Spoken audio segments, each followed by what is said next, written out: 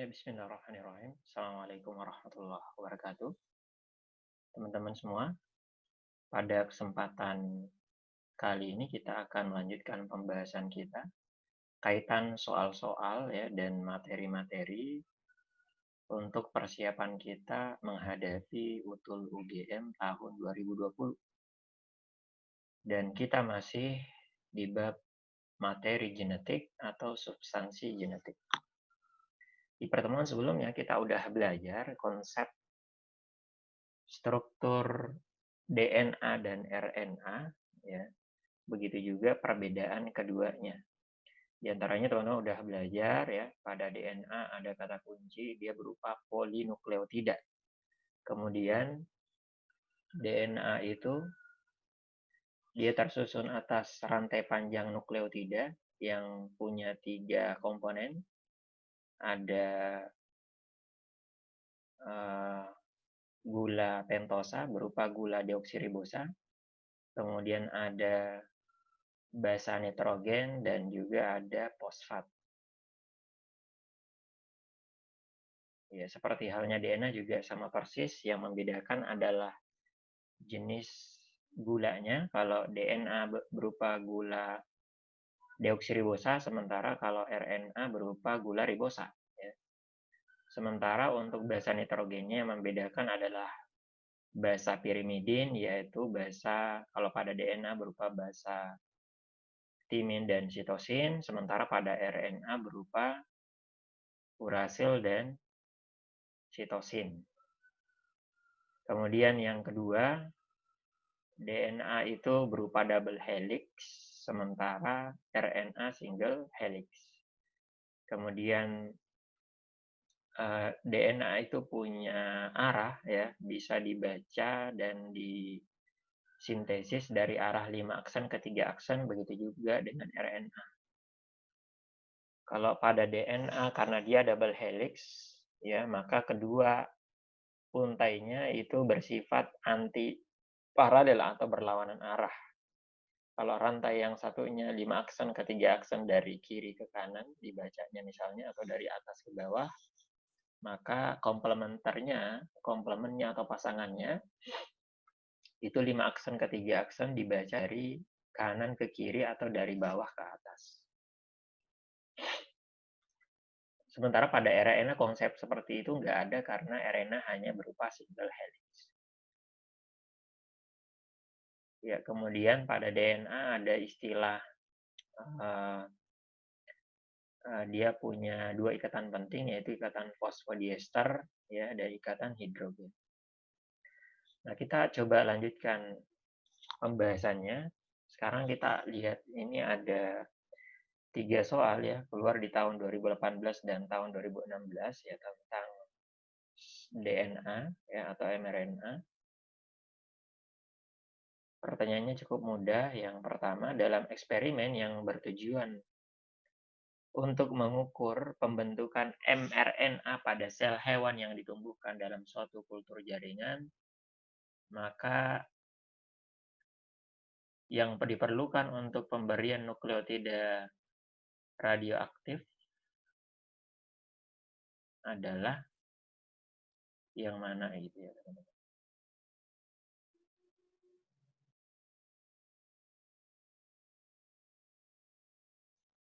Maka di sini ada basa adenin ya, sitosin, guanin, timin, apa urasil gitu ya, dari 5 pilihan ini.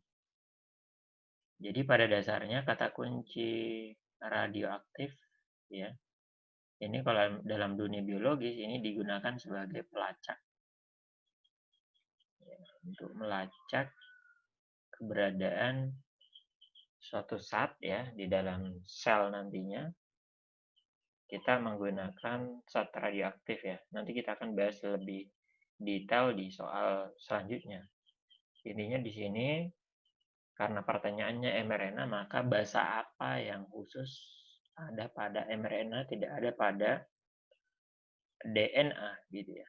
Agar yang terdeteksi hanya mRNA gitu. Karena semisal ini ada sel ya, kemudian misalnya ini ada inti sel, maka mRNA itu teman-teman bisa ditemukan di 2 tempat ya, bisa ditemukan secara umum di di nukleus, bisa juga ya, bisa juga ditemukan di sitoplasma. Adapun kalau dia berupa DNA, maka secara umum DNA hanya ditemukan di nukleus ya. Jadi kalau DNA dia double helix, misalnya ada DNA di sini, ya dia double helix dan hanya ditemukan di nukleus ya. Maka kalau kita menggunakan bahasa yang membedakan kan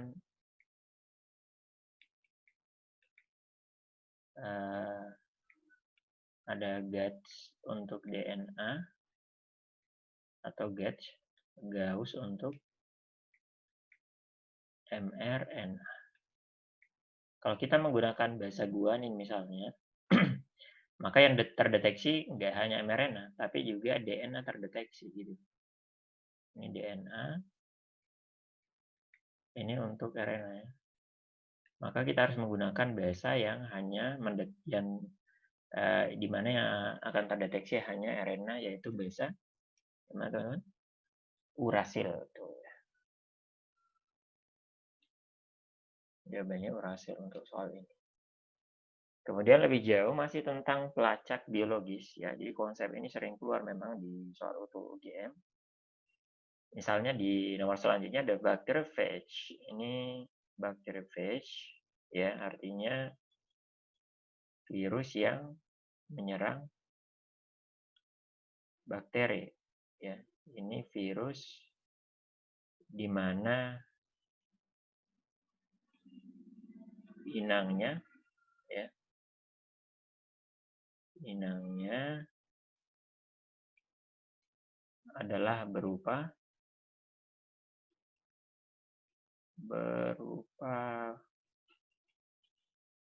bakteri.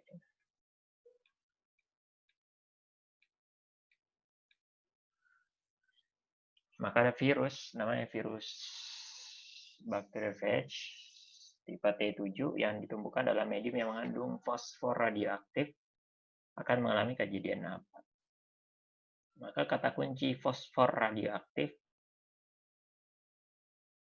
ya ini berkaitan dengan konsep pelacak juga ya.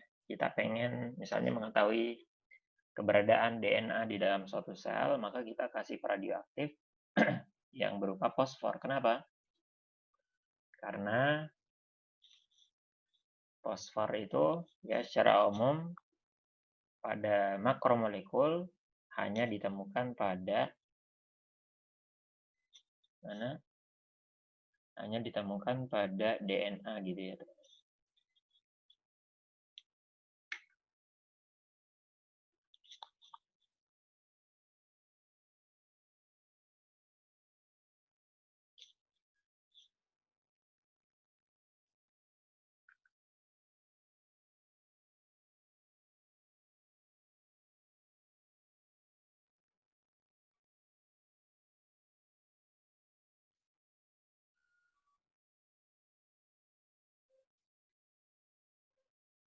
Maka ini ada contoh ya.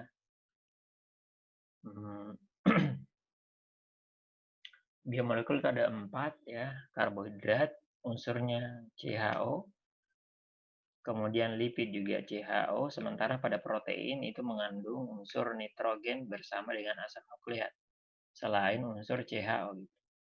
Yang membedakan protein dan asam nukleat, kalau pada protein ada unsur S-nya, sementara pada basa nitrogen ada fosfornya. Ya, karena kita ketahui asam nukleat contohnya DNA dan RNA ya itu terdiri atas rantai panjang nukleotida di mana selain mengandung gula pentosa dan basa nitrogen dia mengandung unsur fosfat, maka ada P-nya gitu.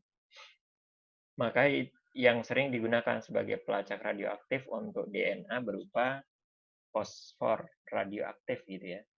Maka apa yang akan terjadi? Tentunya DNA-nya ya akan menjadi radioaktif gitu ya. Ketika dia diberi makanan yang mengandung zat radioaktif ini, maka nanti dia DNA-nya menjadi radioaktif. Maka misalnya pilihan A ini kurang tepat ya. Jadi penggunaan zat radioaktif itu tidak akan berpengaruh terhadap jumlah dari bakterinya. Ya. Kemudian DNA-nya menjadi radioaktif, ini benar ya. Kemudian selubung proteinnya salah, karena protein ini nggak ada unsur P-nya, dia hanya unsur CHONS, nggak ada P-nya, maka proteinnya nggak jadi radioaktif. Gitu. Kemudian kehilangan kemampuan menginfeksi bakteri, tidak ada kaitannya dengan virulensinya.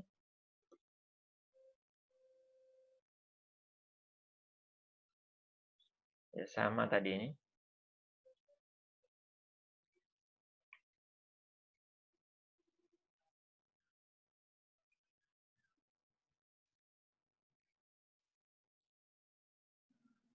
Tidak ada kaitan dengan virulensi gitu ya. Maka pilihan D ini juga salah, yang error DNA dan selubung protein menjadi radioaktif, yang proteinnya salah. Maka jawabannya udah benar yang bravo. Kemudian teman-teman yang selanjutnya, oh ini sama persis soalnya.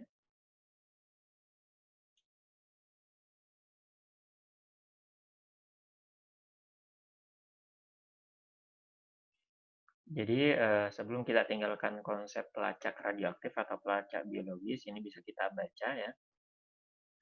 Jadi pelacak radioaktif itu artinya suatu unsur atau senyawa ya yang berupa zat radioaktif itu ditambahkan ke suatu zat atau materi atau bahkan makhluk hidup, organisme hidup, tujuannya untuk mengamati atau memonitor materi tersebut ya ketika bekerja dalam suatu sistem, misalnya dalam sistem organisme atau di dalam sel ya.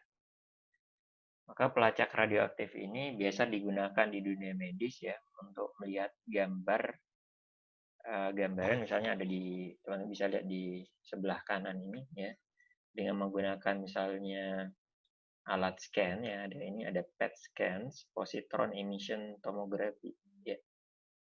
Ini untuk mendetik. Jadi orangnya setelah diberikan zat radioaktif, dikasih nutrisi yang mengandung zat radioaktif, nanti dimasukin ke alat ini ya, kemudian di scan. Nanti alatnya unsurnya itu akan terdeteksi pada organ-organ tertentu di badannya ya, untuk kita lihat apakah organnya itu dalam keadaan normal, membesar apa mengecil. Kalau kelihatan, jadi nanti kelihatan misalnya nampak merah di sini ya, jantungnya tidak normal ya, ukurannya tidak sesuai atau bentuknya, maka akan ketahuan dia organnya itu dalam keadaan masih sehat atau normal. Ini juga digunakan di dunia biologis ya untuk mengamati atau melacak ya jalur metabolisme misalnya pada unsur-unsur tertentu. Termasuk bahkan di dunia industri minyak dan gas ini digunakan untuk melacak aliran cairan yang bisa kita ketahui keberadaan minyak bumi atau gas ya di bawah permukaan tanah. Ini adalah radioisotop yang sering digunakan ya untuk tadi DNA, dia menggunakan fosfor 32 nih ya. Untuk senyawa-senyawa organik lain mungkin pakai karbon 11 ya, atau oksigen 15 dan seterusnya. Kemudian contoh yang lain kaitan DNA, ini keluar tentang DNA khusus mitokondria. Apa yang benar tentang DNA pada mitokondria manusia kecuali ya, sebelumnya teman-teman ya, DNA itu ya terdapat pada semua makhluk hidup ya, baik dia prokariot di sini, bakteri, ini kelompok bakteri, maupun organisme yang lebih tinggi, eukariot ya, mulai dari protista, fungi ya, sampai dengan kelompok animalia atau hewan. Ada 4 filum, ada 4 kingdom lah intinya di sini. Ya, pada kelompok prokariot ya, dia punya 2 tipe DNA. Pertama, DNA yang terletak di daerah nukleoidnya yang membentuk kromosomnya dia yang ukurannya besar, ya, DNA kromosomal gitu. Ternyata selain punya DNA di daerah inti atau di daerah nukleoid sebagai bagian dari kromosomnya, pada prokariot juga ada DNA di luar dari kromosomnya, kita sebut DNA ekstra kromosom, ya. Contohnya adalah plasmid, gitu. Sementara pada organisme eukariot juga sama persis, selain terdapat di dalam inti sel, ya, membentuk kromosomnya, DNA juga terdapat di luar dari inti sel, maka disebut DNA ekstranuklear, gitu. Jadi yang ini kita sebut tambahan dari nukleus, yang prokariot nggak bisa disebut ekstranuklear karena dia nggak punya nukleus, gitu. Dia hanya punya nukleus. Jadi mereka, atau istilah di buku itu, mereka pakai ekstra kromosom, ya, di luar kromosom yang terdapat di nukleoid. Maka ekstranuklear, DNA ekstranuklear itu ditemukan ternyata di 2 organel. Yang pertama adalah di organel mitokondria dan yang kedua di kloroplas pada tanaman. Nah, ternyata plasmid yang ada pada bakteri, kemudian DNA pada mitokondria dan kloroplas punya persamaan, ya. Itu DNA-nya berbentuk sirkuler atau bulat. Jadi dia bulat gitu ya. DNA sirkuler inilah ciri pada organisme prokariot, ya, termasuk tadi DNA mitokondria dan kloroplas, ya, termasuk yang kromosom nukleoid ini warna bulat, gitu.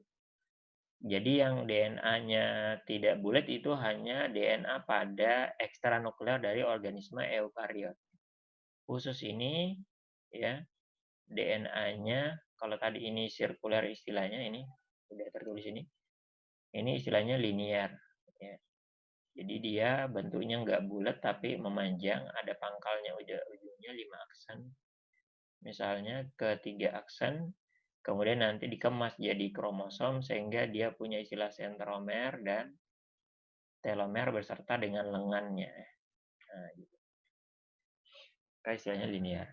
Maka ini mirip dengan DNA mitokondria dan kloroplas, sama ya dengan plasmid atau bakteri secara umum. Itulah kenapa juga ada teori namanya teori endosimbion yang menyebutkan bahwasannya organel mitokondria dan kloroplas pada dasarnya itu adalah dulunya bakteri, ya, yang masuk ke dalam nenek moyang dari eukariot sehingga terbentuklah eukariot yang sekarang. Jadi dulunya katanya mitokondria dan kloroplas ini bakteri, ya, yang kemudian menjadi organel, gitu. Cuman ada perbedaan, ya, ini ada pembahasan khususnya sebenarnya untuk plasmid ini. DNA pada plasmid pada bakteri itu dia bukan fungsi normal gitu, jadi dia nggak terlalu bermasalah. Kalau nggak ada, dia nggak selalu dibutuhin, ya. Dia nggak dibutuhin, dia hanya dibutuhkan pada kondisi tertentu saja sebagai fungsi tambahan. Sementara pada mitokondria dan kloroplas itu bukan pada kondisi tertentu, tapi pada setiap kondisi, ya, pada setiap keadaan, karena dia berperan untuk metabolisme, ya. Baik kalau misalnya pada mitokondria mungkin protein-protein atau enzim-enzim yang disandi oleh DNA mitokondria ini berperan di dalam respirasi seluler, ya. Di antaranya mungkin enzim-enzim terlibat di dalam proses dekarboksilasi oksidatif di siklus Krebs maupun di sistem transfer elektron. Begitu juga DNA pada kloroplas, dia berfungsi atau berperan untuk menyandi enzim-enzim yang terlibat di dalam reaksi gelap dan reaksi terang, gitu ya.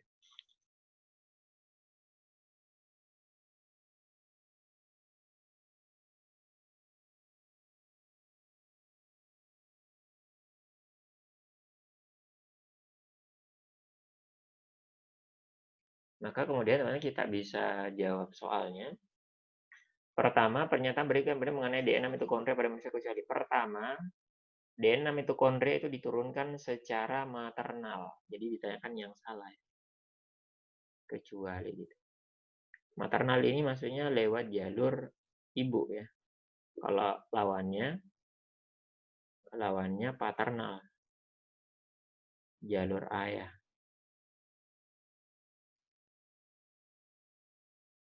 Maka katanya ini diwariskan melalui jalur ibu, bukan ayah. Benar apa enggak ya teman-teman? Maka kita lihat ya, dalam proses fertilisasi ya, sifat itu kan berasal dari sperma ayah dan juga berasal dari ovum ibu gitu. Nah, sperma ayah itu mengandung DNA diantaranya di nukleus ya.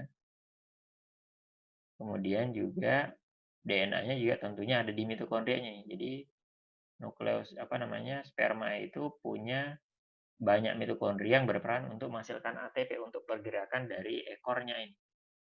Maka ada juga DNA mitokondria. Begitu juga pada perempuan ya, DNA itu terletak di nukleus. Ini ada DNA ya. Ya. Ada DNA termasuk juga di organel mana? Mitokondria. Maka ada DNA nukleus, ada DNA mitokondria pada perempuan, begitu juga laki-laki gitu.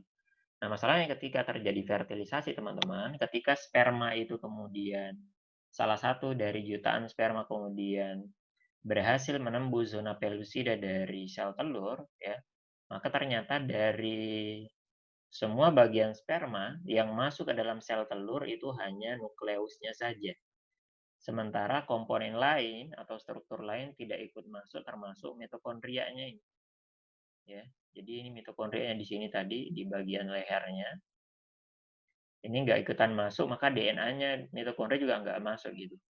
Maka nanti ketemulah nukleus dari sperma dengan nukleus dari sel telur sehingga terbentuklah 2N nukleus dari zigot.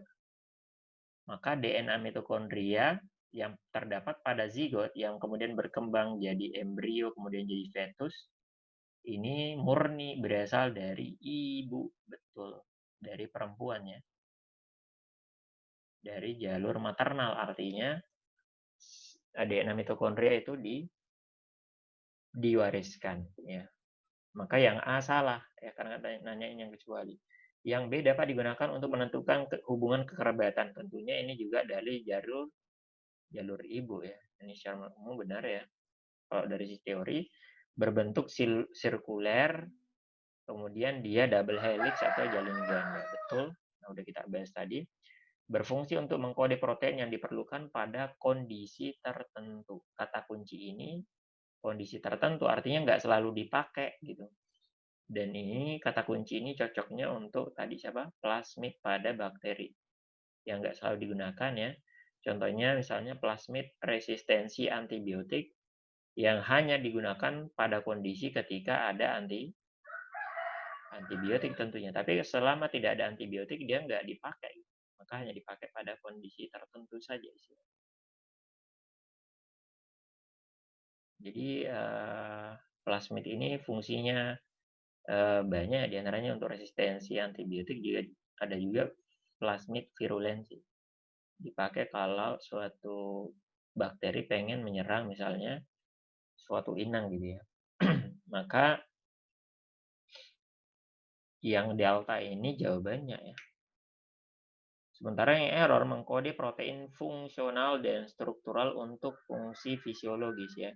Fungsional ini mungkin adalah protein yang terlibat dalam metabolismenya, protein atau enzim ya,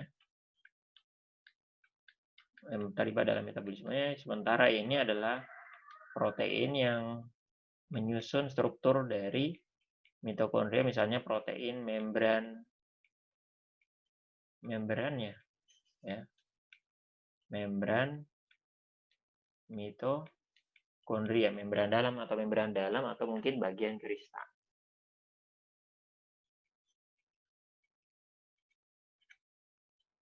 Ya, kemudian teman-teman, ini adalah sebelum kita masuk ke soal selanjutnya, ya kita bahas ringkas bagaimana DNA itu dikemas di dalam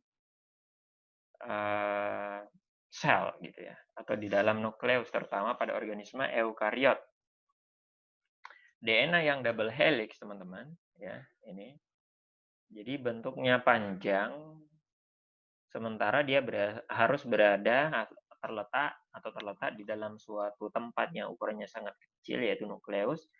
Maka agar mudah untuk ekspresinya atau untuk regulasinya nanti ketika replikasi, maka DNA itu harus dikemas sedemikian rupa, ya. Cara pengemasannya adalah dengan digulungkan dengan suatu protein disebut sebagai protein histon yang bulat-bulat ini. Ya, ini protein histonnya. Ya, kemudian nanti gabungan dari DNA yang digulung-gulung dengan banyak protein histon, ya ini. Kurang lebih setiap gulungan ini, teman-teman, ya, ini terdiri atas 8 nanti ya.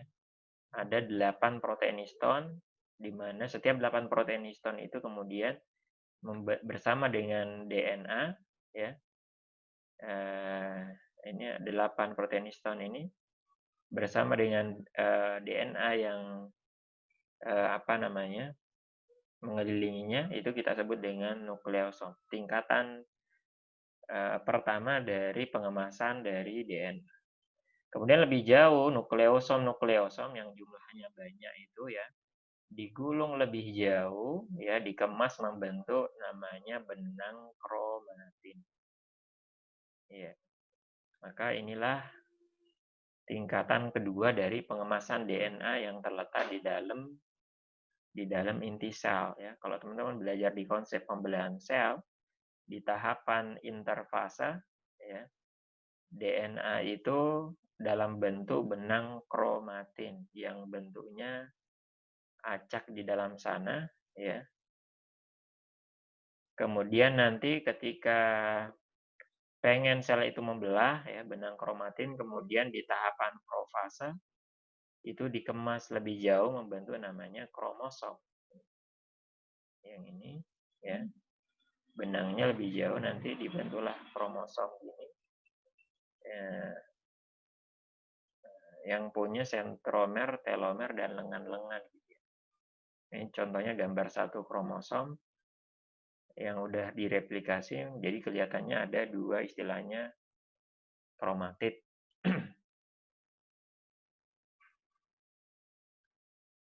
Nah, ini gambaran bagaimana kromosom, ya. Jadi setelah di tahapan pembelahan, mitosis, jadi tahapan interfase, dia berupa kromatin. Atau pada sel-sel yang tidak aktif membelah, yang sudah mengalami pematangan, misalnya sel-sel apa namanya pada jaringan-jaringan otot, ya, atau jaringan ikat, ya, atau mungkin jaringan saraf, ya. Itu nanti DNA-nya itu dalam bentuk benang kromatin, ya. Tidak dalam bentuk kromosom, karena kromosom itu khusus untuk sel yang aktif membelah. Nah, ketika kromosom dibentuk, maka bentuknya seperti ini, ya. Dia punya bagian ujung, ini kita sebut telomer. Oh, ini di sini ada, ya. Di sini ada telomer, bagian ujungnya nih. Kemudian bagian tengahnya namanya sentromer, dikata sentral. Telomer, ya, itu punya fungsi karena dia di ujung, itu akan melindungi ujung dari kromosom dari kerusakan misalnya oleh enzim yang bisa memotong-motong DNA, dikenal dengan istilah enzim nuklease. Kemudian ciri khas dari telomer yang kedua, ini pernah keluar di UTBK atau di SBMPTN, terdiri atas urutan basa nitrogen yang berulang. Maksudnya gimana? Mungkin aja urutannya AAG misalnya, berulang AAG, AAG, AAG begitu. Rapid AAG, AAG, AAG, dan seterusnya. Sementara sentromer letaknya di tengah, fungsinya mengikat dua kromatid saudara atau mungkin mengikat kromosom homolog, bisa mungkin. Juga sebagai jangkar dari benang spindle saat terjadi pembelahan sel. Jadi ketika sel itu membelah, ini ada sentromer misalnya, dari sentromer muncul benang-benang spindle, ya. Kemudian kromosom menempel di sini, yaitu di bagian sentromer, di mana disitulah benang-benang spindle menggunakan dia sebagai jangkar gitu, tempat dia menempel. Kemudian cirinya dia punya lengan ya, tergantung bentuknya nanti. Ada yang panjang, ada yang pendek gitu ya. Maka nanti ini contoh kromosom yang masih dalam tahapan interfase, terutama fase G1.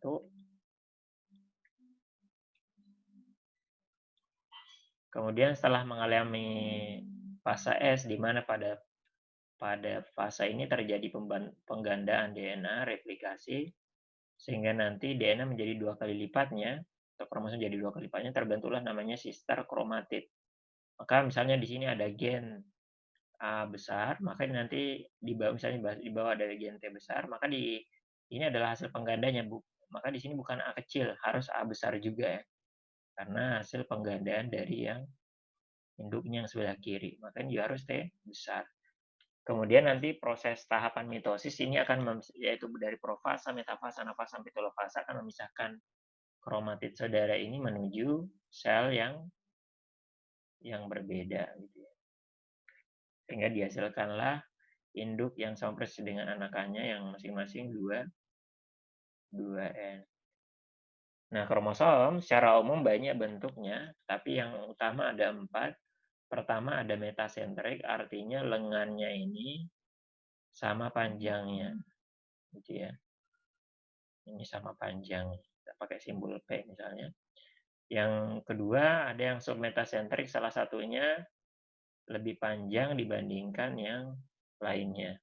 Kemudian akrosentrik ini jauh lebih panjang dibandingkan yang sebelahnya. Sementara yang telosentrik dari kata telo ujung, ini hanya punya satu atau satu pasang kromatid ya, lengan gitu. Contoh soalnya, telomer pada kromosom memiliki karakteristik seperti apa? Ini contoh soal SBMPTN 2015. Pertama, jangkar ketika terjadi telofase. Ya, jadi telofase ini proses dari mitosis ya, di mana kromatid saudara ditarik menuju kutub berlawanan oleh benang-benang spindle. Maka kromatid saudaranya terpisah ya, A besar dengan A besar, T besar, dan seterusnya.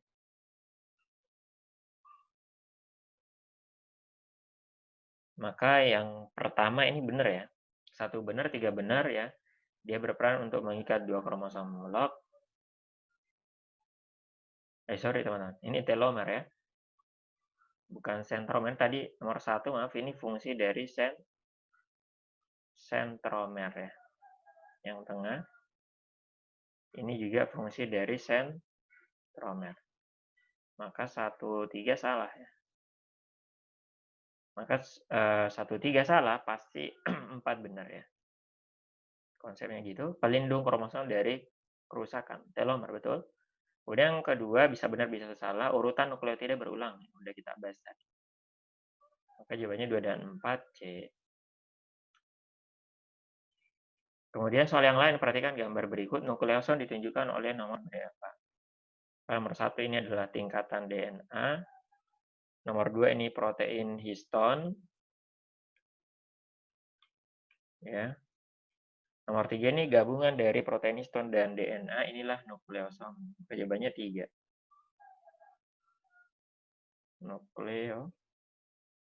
Nukleosom. Jawabannya 3. Yang nomor 4 ini adalah, boleh kita sebut ini satu lengan ya. Ini kromatidnya misalnya. Yang nomor 5 ini kromosom utuh.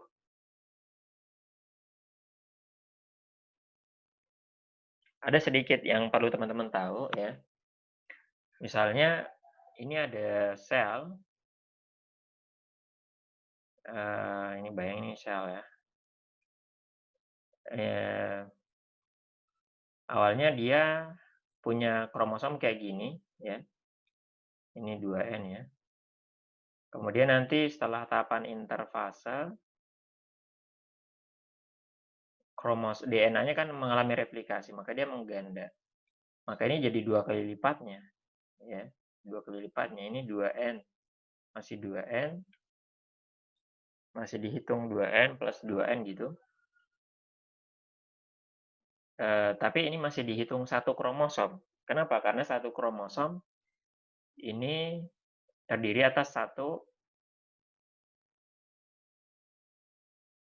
sentromer gitu. Tapi ketika dia membelah, misalnya, gini, keduanya ini memisah, ya, maka ini dihitung 2 kromosom gitu. Maka ini satu kromosom, ini dihitung juga satu kromosom, sementara yang ini 2 kromosom. Kenapa? Karena dia punya 2 sentromer gitu ya. Jika soal selanjutnya,